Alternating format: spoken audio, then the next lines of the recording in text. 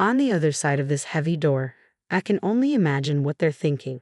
Perhaps they're questioning my sanity, feeling quite unsettled by my absence. But their concerns are lost on me, and I have no interest in seeking their approval. With a cheerful grin, I waved at the trio of anxious figures beyond the door and called out, "Good luck making your way back safely."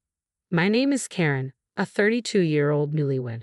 Not long ago, my husband and I celebrated our first anniversary, and while we haven't started a family yet, I cherish this chapter of our lives. Before tying the knot, I adored embarking on solo day trips by train whenever I had a free day. My friends often asked if I didn't feel lonely traveling alone, but I discovered a unique joy in wandering at my own pace, free from a strict itinerary. Though there was a hint of solitude, the thrill of exploration always outweighed it. I have a beloved travel magazine that I sometimes turn to for inspiration on my adventures. As my routine unfolded, I began to notice a curious coincidence. Wasn't that the same man I saw last week? It happened so frequently that one might call it fate, if they believed in such things. At first, it was a little unsettling, but it turned out he felt the same way. One day, he approached me hesitantly, saying, I'm sorry if I'm mistaken, but haven't we met before in different places?" To break the awkwardness, I showed him my travel magazine and confidently explained that I was following one of its suggested trips. To my surprise, he revealed that he had the same magazine and smiled broadly. "That's how I met Mason, my future husband. He was captivating with a carefree approach to travel, always packing light for his journeys while I tended to over-prepare. He joked, 'With everything going cashless now, all you need is a mobile phone.'" Our conversation sparkled with excitement as we discovered our shared passion for travel. We exchanged contact details, and our solo trips gradually transformed into joint adventures. I delighted in the fact that sharing experiences made them even more memorable, and local delicacies tasted better when enjoyed with someone special. After about 8 months of dating, Mason proposed, and I couldn't have been happier.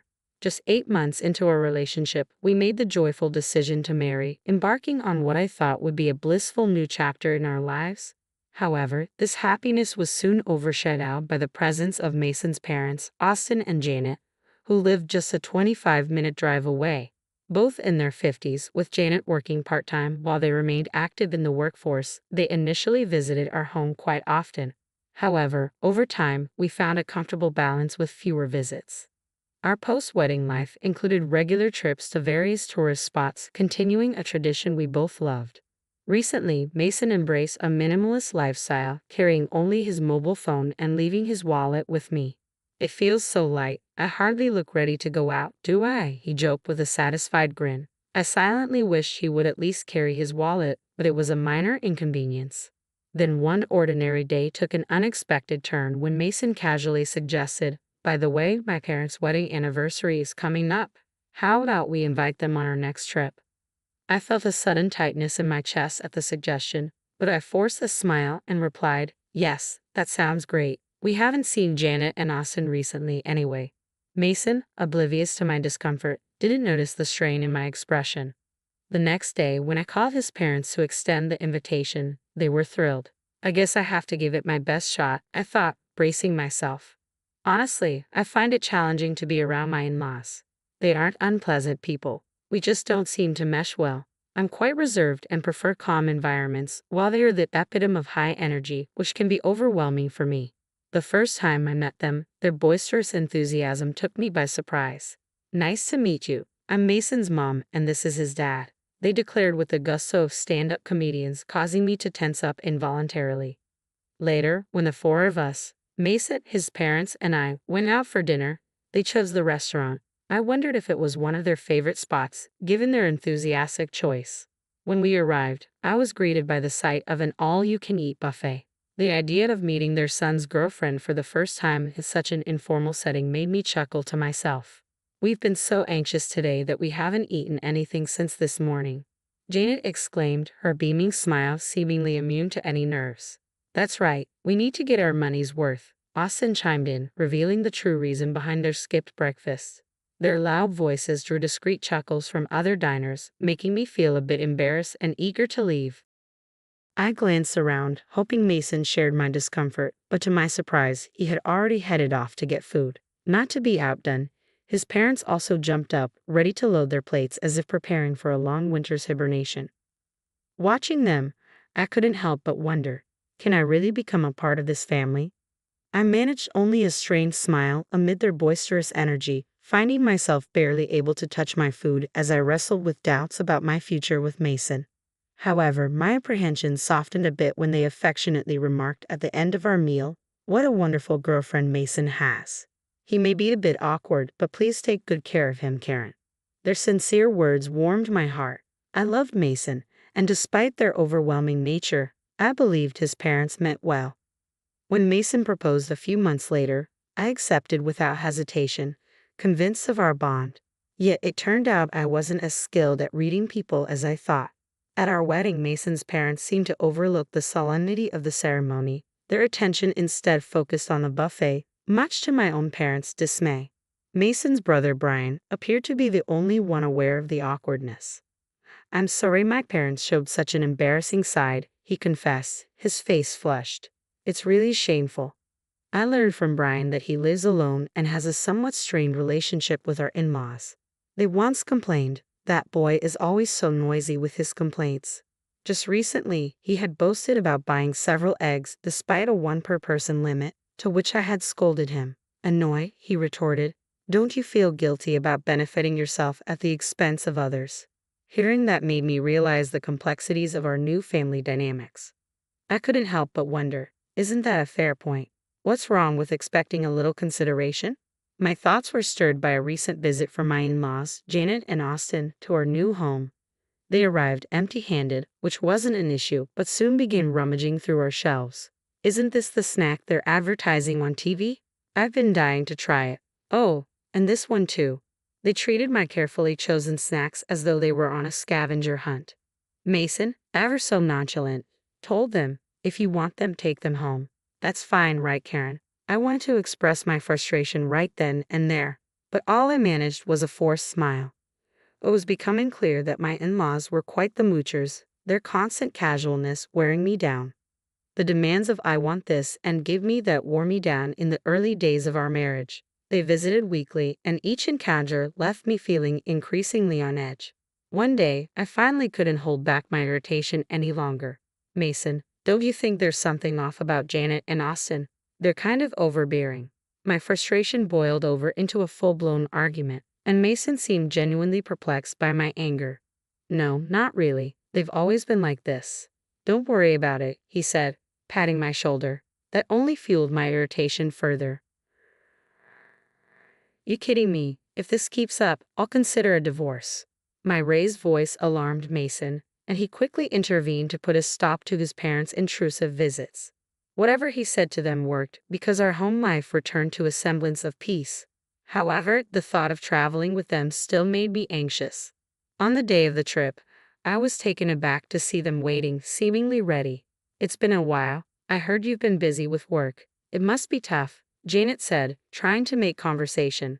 Despite her words, I was far from calm, especially when I noticed something odd. Janet and Austin, where's your luggage?" On closer inspection, I realized they hadn't brought anything with them, not even for a day trip.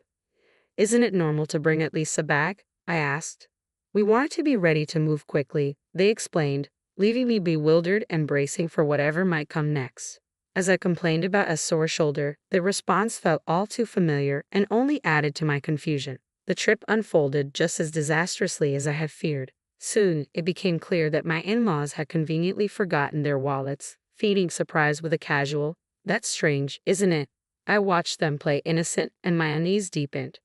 I found myself contemplating whether it would be better to cut the trip short or cancel it altogether. Unfortunately, my concerns fell on deaf ears. An exasperated Mason reassured me, "My folks have always been like this. I'll cover for them, but I'll make sure they pay me back." It seemed the trip would proceed as his parents laughed and offered hollow apologies. All I felt was disgust. Even after we arrived at our destination, their rudeness continued. At a store, they complained loudly about the lack of free samples, exclaiming, "Wow, stingy, huh?" When I bought a drink and hadn't even taken a sip, Janet asked, "Can I have a sip? I'm thirsty too. I can't believe I forgot my wallet." I forced a smile as Mason finally intervened, saying, "Stop it. It's embarrassing. Look, I'll buy you one. Overhearing this, Austin muttered under his breath, "What a stingy woman." I bristled at his lack of compassion, thinking bitterly, I could say the same about you. I should have walked away then, but my stubbornness kept me there. The pattern repeated itself 2 more times. After seemingly enjoying our first trip, Janet contacted Mason to plan another. When I saw them at the station platform again, a chill ran down my spine. This time, they remembered their wallets. But when it came time to pay, Austin exclaimed, "Oh no, this is the wallet I used before." I rushed out in such a hurry. Their blatant lie was something only Mason seemed willing to believe. On the third trip, they forgot their wallets again. By then, it was clear their forgetfulness was intentional. I confronted Janet directly, asking, "Excuse me, but did you deliberately forget your wallet? You never intended to pay, did you?" My accusation made her face flush with anger, and Austin snapped back, "What a rude woman." Apologized to Janet. Fueled by long-held frustration, I stood my ground. "No way, both of you are just too greedy." Caught in the heated exchange, Mason appeared at a loss while curious tourists around us began to watch the spectacle. Noticing their gazes, Mason felt embarrassed and finally pleaded, "Stop it, please." Overwhelmed by the entire ordeal, I broke down in tears, feeling utterly disillusioned. As the confrontation reached its peak, the in-laws' reaction took an unexpected turn. Janet rushed over to a tearful Mason and, with Austin silently by her side, said, "I'm sorry, Mason. It was my fault. You're so kind to cry for me." I stood there, bewildered by their melodramatic response, my mind racing with one clear thought. This is impossible. All I could think was that I wanted a divorce as I watched tears stream down Mason's cheeks. Sensing the gravity of the situation, his parents lost their previously combative demeanor. "Karen, we know we're often in the wrong," they admitted. "It's Mason's money, but we've still taken advantage of him." Their repetition of "it's Mason's money" dripped with a sarcasm that revealed their lack of genuine remorse, confirming my suspicions that their forgetfulness about their wallets was intentional. Janet casually referred to Mason's money, oblivious to the fact that Mason and I both contributed to our finances. His salary was only slightly higher than mine, making our incomes nearly equal. Every outing with the in-laws recently had ended with them wanting something. "I want to buy this too. Maybe some gifts for the neighbors as well. What's that? Looks tasty. Hey Mason, buy that for me." Their endless demands had racked up shockingly high bills on Mason's credit card, and we had been living primarily off my salary for the past few months. At the time of our marriage, I had viewed our finances as shared, believing in spending within our means and not burdening each other. What infuriated me the most was Mason's reliance on cash during our travels. "What? Only cash here?" he exclaimed, pulling out his nearly empty wallet from my bag, which contained just a few coins. "No, I messed up. You know I don't carry cash," he said, devoid of malice. This still angered me, especially since I always covered my expenses. I couldn't help but feel that his parents thought I was freeloading off Mason's income while simply complaining. We split our living expenses, so their accusations were not only unfounded but deeply unpleasant. As I watched Mason cry, with Austin attempting to console him, I had a moment of introspection. "I'm sorry for being presumptuous," I finally said, deciding to diffuse the tension. "You guys go ahead on the train. I'll buy some drinks." Though reluctant, this decision was my attempt to restore some temporary peace. With a serene smile, I watched as Mason and the in-laws boarded the train. Their expressions shifted from happiness to panic when they realized I wasn't following. Sensing something amiss, Mason texted me, "Karen, are you coming? The train is about to leave." As the train doors began to close, I could see the panic etched on Mason's face. He seemed to be shouting something, but I was busy replying to his message. "I'm divorcing you. If your parents are so important to you, then live happily with them. Goodbye." I turned my back on Mason's frantic calls and texts, contemplating whether he even recognized the chaos he was causing on the train. Through the closing doors, his expression shifted from confusion to anger. "Hey, open this door. Are you crazy?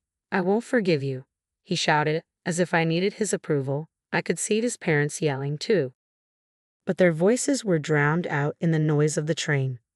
Smiling at the bewildered trio, I muttered to myself, "Let's see if you make it back safely. Good luck." The train pulled away swiftly, vanishing from sight. As it departed, I felt a mix of relief and defiance. Knowing the next stop was quite a distance away, I hurried home to pack my things. I decided to stay with a friend while I figured out my next steps. Meanwhile, the barrage of messages from Mason continued until they abruptly stopped.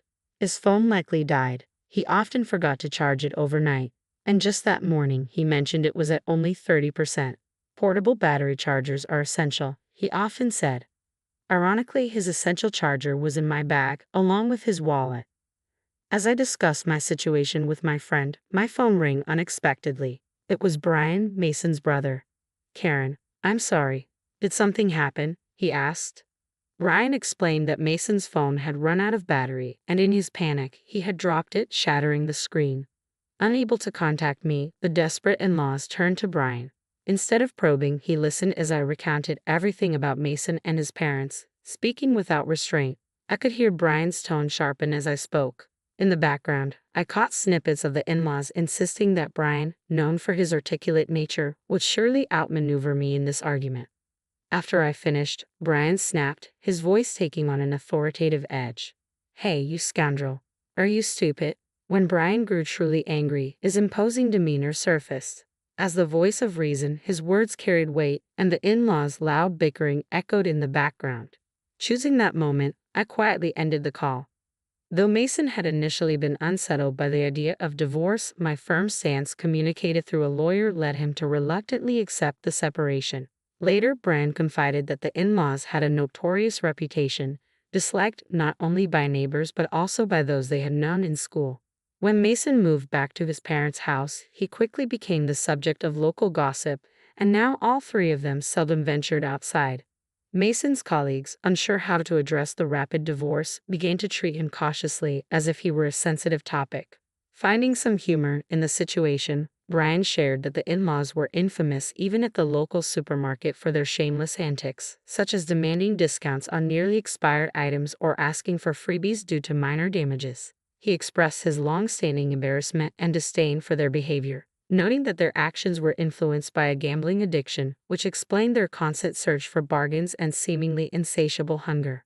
When people asked me about the reason for my divorce, I simply mentioned a fundamental difference in values. Tolerating such behavior would require an extraordinarily broad-minded person, something I realized I could not be. Since the divorce, I've continued my work and even taken on a side job as a freelance writer, inspired by the success of my travel blog, which caught the attention of a publisher. My passion for travel has seamlessly blended with my new writing assignments, and I've discovered that traveling solo suits me best. Last month, my writing earned me a decent income, enabling me to plan a vacation to a distant resort for some much-needed relaxation. At just 32 years old, I feel like my life is truly just beginning, filled with new possibilities and free from the turmoil that once clouded my happiness.